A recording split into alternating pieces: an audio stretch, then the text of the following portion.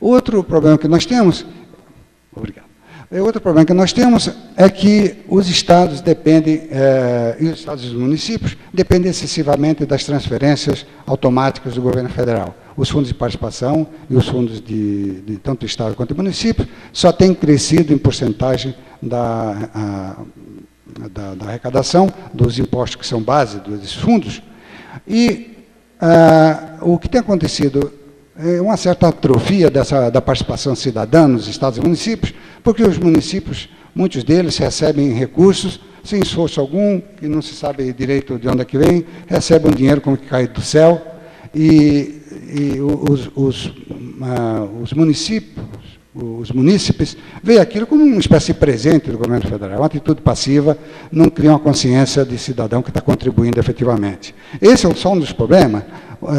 Nós tivemos o caso no Brasil de muitos municípios criados artificialmente para receber uma fatia do FPM, e temos até pressões para fracionamento de estados.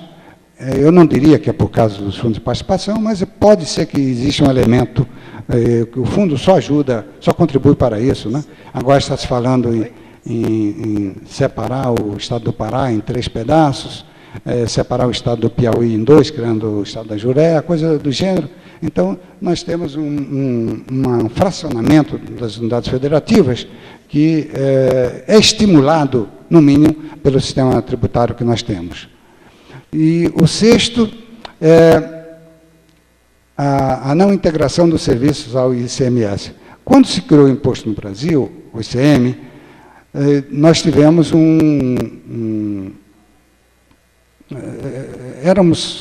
estavam começando com esse imposto e não havia precedentes no mundo.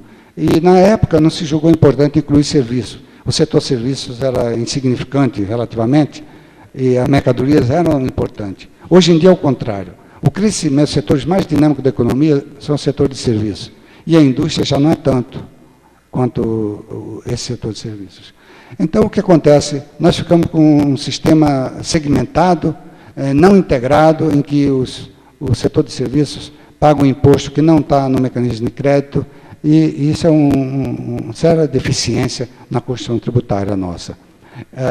Também geramos uma segmentação importante entre os municípios de capitais e os municípios pequenos, que uns têm acesso ao ISS, outros não têm. E pior que tudo isso, gera-se uma tributação em cascata com um efeito danoso à competitividade, que era exatamente o que se buscava eliminar quando se criou o sistema da tributação sobre o valor adicionado. O outro fator que pesa não muito positivamente no sistema tributário é a questão da carga excessiva sobre o fator trabalho, e aqui me refiro às contribuições previdenciárias e contribuições sociais, que incidem sobre a folha de trabalho, não somente sobre o empregador, mas sobre o empregado e sobre o empregador, e que geram um custo maior do fator trabalho. Essas, claro, porque o trabalho, na medida que fica mais caro com essas contribuições, a tendência é usar técnicas mais capital-intensivas, né? E com esse custo do trabalho também se perde competitividade. E, finalmente, esse total assim arrecadado representa uma cunha fiscal que gera uma remuneração líquida menor para o trabalhador. Há uma ilusão, alguma visão puramente jurídica, de que não, aquilo é pago pela empresa, o empregador que paga, o trabalhador só paga os 8% ou 9% do INSS, o resto ele não paga. Não é assim.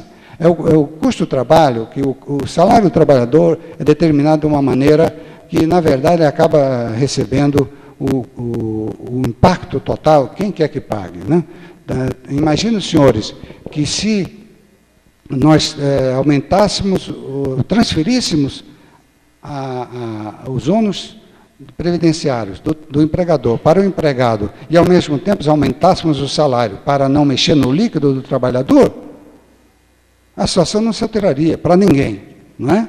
Nem para o empregado, nem para o empregador. Então, essa distinção de se ônus do empregado ou do empregador é simplesmente aparente, é simplesmente formal, não corresponde à realidade econômica. Meu tempo está basicamente esgotado, eu não posso me aprofundar nesse tema, nós podemos continuar essa discussão depois. E o oitavo ponto, eu só tenho 9, podem estar tranquilos, é a inconsistência na tributação de minerais e de petróleo e gás. Obrigado. Nós temos uma situação de falta de transparência, as bases tributárias são subutilizadas, as minerações pagam muito pouco imposto sobre a extração de minerais, que são os bens, vejam, a construção, não são propriedade privada, o subsolo pertence à nação. Então, para poder extrair do subsolo, tem que pagar uma taxa, um imposto, royalties, coisa assim, né? E o que se paga é muito, muito pouco. Agora, claro que no petróleo é bem mais e tal, mas isso é uma questão que tem que ser revisto. E está se revendo no petróleo, na questão do pré-sal, mas mesmo na questão do pré-sal, não está claro que haja um modelo consistente e que corresponda ao interesse de todos e da nação como um todo. E, finalmente, o nosso sistema apresenta uma complexidade enorme, desnecessária, representa custos muito altos para o fisco, para os contribuintes, e isso também gera, pela debilidade das normas, pela sua complexidade, uma certa incerteza jurídica, o que representa, do ponto de vista do empreendedor, um risco econômico maior e que leva a um menor investimento e, portanto, a menor produção, menor emprego e portanto, em prejuízo de todos. Uma simplificação da complexidade envolvida no cálculo, no pagamento dos impostos, e que desse um pouco de tranquilidade mais aos contribuintes, seria tão produtivo, tão positivo, quanto seria uma redução das alíquotas por si. Bem, era isso tudo que eu tinha. Muito obrigado.